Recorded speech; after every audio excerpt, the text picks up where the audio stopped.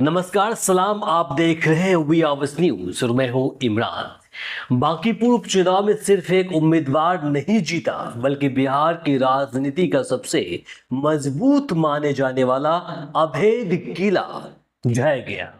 जिस सीट को बीजेपी पिछले 30 वर्षों से अपना सबसे सुरक्षित गढ़ बताती रही, जहां जीत को लगभग औपचारिकता माना जाता था, वहां आज जनसुराज के प्रशांत किशोर ने ऐसा राजनीतिक भूचाल ला दिया कि सिर्फ बीजेपी ही नहीं हारी, बल्कि पूरे बिहार की राजनीति को अपने समीकरण दोबारा देखने पड़ेंगे। और दिलचस्पी की बात यह है कि यह सिर्फ बांकीपुर तक सीमित नहीं रहा। मध्य प्रदेश के दतिया में भी बीजेपी को करारी हार का सामना करना पड़ा। सवाल सिर्फ इतना ही नहीं कि बीजेपी हारी, सवाल यह है कि क्या जनता अब सुरक्षित सीट जैसी राजनीति को ही चुनौती देने लगी है। चलिए जानते हैं। बांकीपुर में प्रशांत किशोर ने बीजेपी उम्मीदवार नीरज कुमार सिन्हा को 19,324 वोटों के बड़े अंतराल से हराया। लेकिन इस सीट का असली अर्थ सिर्फ आंकड़ों में नहीं छिपा है। असली कहानी उस सीट की है जिस पर 1995 से 2025 तक लगातार बीजेपी और लगभग एक ही राजनीतिक पार्टी का कब्जा रहा। यही वजह है कि बांकीपुर को बीजेपी का अभेद किला कहा जाता था। दरअसल इस सीट की राजनीति हमेशा से जातीय समीकरणों के इर्द गिर्द घूमती रही है, जहां सवर्ण मतदाताओं की हिस्सेदारी 40% से अधिक मानी जाती है और यही वोट बैंक वर्षों तक बीजेपी की सबसे बड़ी ताकत रहा।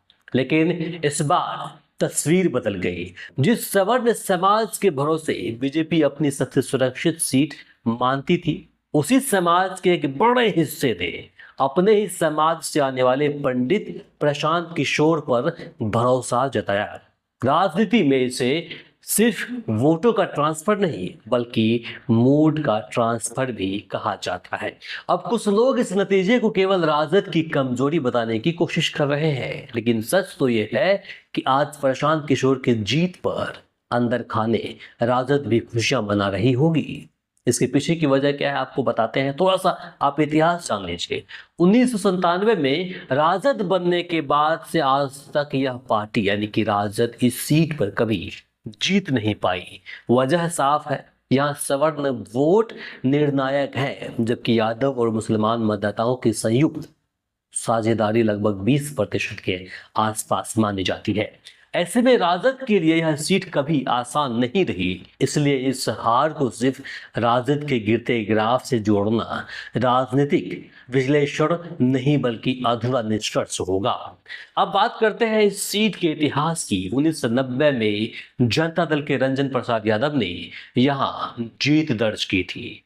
यह दौर लालू प्रसाद यादव की शुरुआती राजनीतिक लहर का था। हालांकि उस समय राजद का गठन नहीं हुआ था। 1995 में बीजेपी की नवीन किशोर प्रसाद सिन्हा ने यह सीट जीती और यहीं से बांकीपुर बीजेपी का स्थायी गढ़ बन गया। 2006 के उपचुनाव में नवीन किशोर प्रसाद सिन्हा के निधन के बाद उनके पुत्र नितिन नवीन ने विरासत संभाली और फिर 2008 के परिसीमन के बाद सीट का नाम बदलकर बांकीपुर होने के बावजूद 2010, 2015, 2020 और 2025 तक लगातार जीत दर्ज करते रहे। यानी कि लगभग 3 दशक तक यह सीट बीजेपी के लिए लगभग अजेय बनी रही। अगर 2025 के विधानसभा चुनाव की बात करें तो नितिन नवीन को 98,299 वोट यानी कि लगभग 63% वोट मिले, जबकि राजद की रेखा कुमारी को 46,363 लगभग 30% वोट मिले। यानी कि बीजेपी ने 51,336 वोटों के भारी अंतराल से जीत दर्ज की थी। लेकिन उपचुनाव में पूरा गणित पलट गया। जनसुराज के प्रशांत किशोर को 63,203 वोट लगभग 49%। तो वही उप जो विजेता है नीरज कुमार सिन्हा जो बीजेपी के थे, उनको 44,250 वोट मिले, लगभग 34.5%। जबकि राजद जो तीसरे स्थान पर रही उनको 14,085 वोट मिले।